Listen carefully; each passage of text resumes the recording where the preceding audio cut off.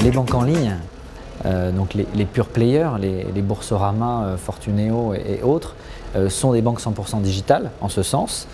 qu'il n'y a pas de relation physique avec un conseiller et ces banques séduisent de plus en plus de clients. Elles ont 2 à 3 millions de clients en France. C'est la preuve que ça convainc un certain nombre de clients. Le digital a modifié la relation des clients à la banque en leur permettant d'avoir accès à leur compte à tout moment, en leur permettant de gérer leur argent, leur épargne, leur patrimoine dans le cadre Before Bank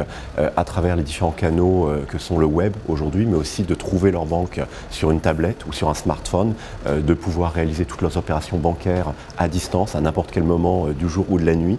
et d'avoir dans ce cas-là une véritable relation permanente en lien avec leur gestion de leur épargne, leur gestion de leur argent dans ce cadre-là. On est passé d'un site vitrine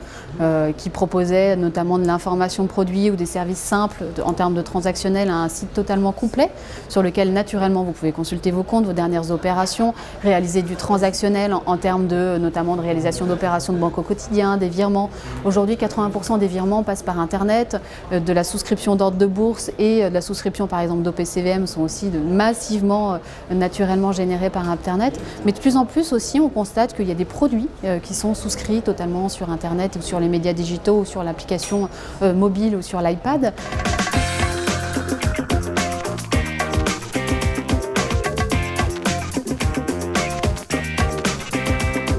Ce qui a changé principalement pour les banques, c'est